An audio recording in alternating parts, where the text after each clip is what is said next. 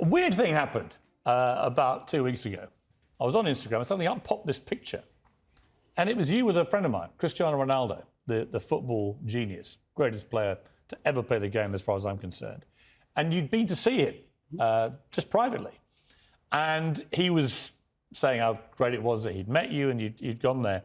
And all hell broke loose. He was bombarded with people saying this is outrageous, legend over, legacy finished, none of which would have bothered him because he'd heard all this kind of thing before. But the venom of it was from certain quarters was so pathetic, it seemed to me. So first of all, what were you doing with Cristiano? Why were you there? Well, he invited me to come and see him, and he had had some trouble in his life a few months ago, and a friend of his sent him some of my videos, and he said he had watched those, and then he read my book, one of my books, and found them very helpful, and he wanted to talk. So I went out to his house and we talked for about 2 hours.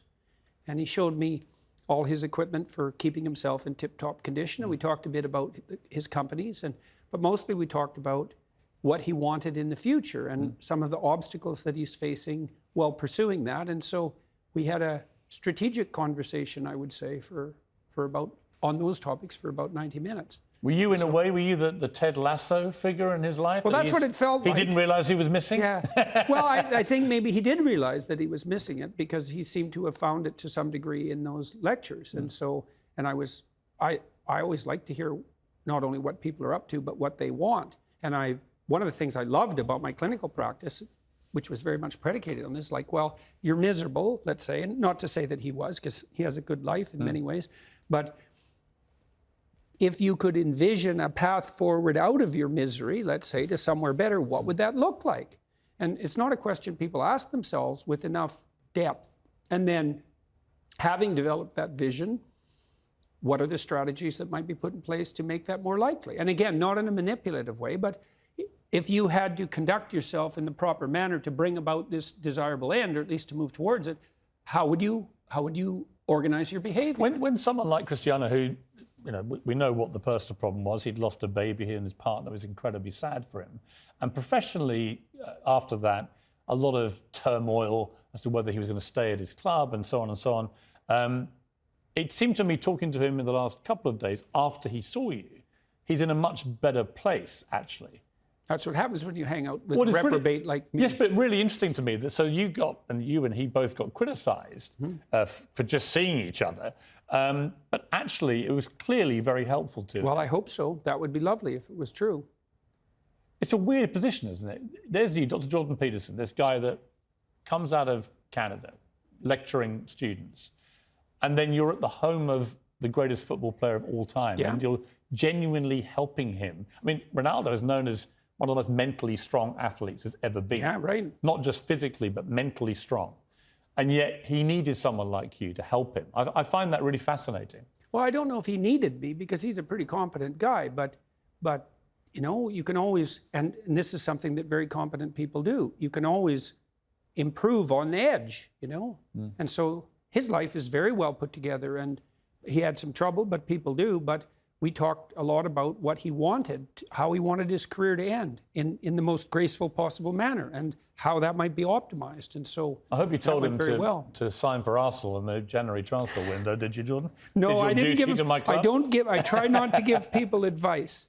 But I mean, I'm curious on that because he's obviously reaching not the end of his career by any means. He's still a world-class player, and he's incredibly fit, so he could play for another 3-4 years perhaps. But what is an end game for someone who's achieved everything in the game?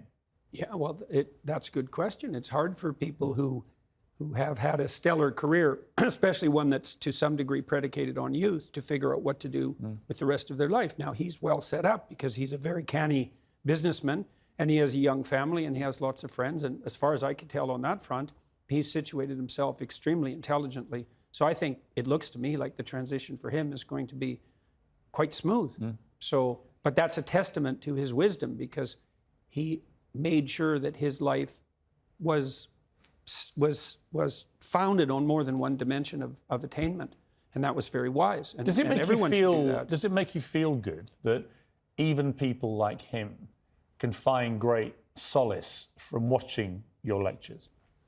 Well, all that makes me feel good. I mean, I do think that This is part of the reason I keep going on these lecture tours, is that it seems to be doing people good. So let me ask you about kids. What you by kids, I mean young adults, really, and then into their 20s, trying to form their way through life.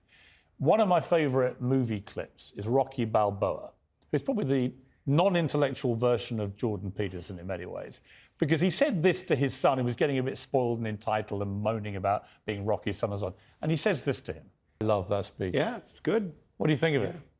Well, that ethos was what lifted up Sylvester Stallone to stardom very rapidly with his first movie. And what do I think about that? I think that young people are literally dying for that message.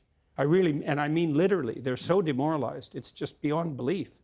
And so one of the things that's been painful about what I've been doing with my wife as we've traveled around the world for the last number of years is to see how desperate people are for an encouraging word.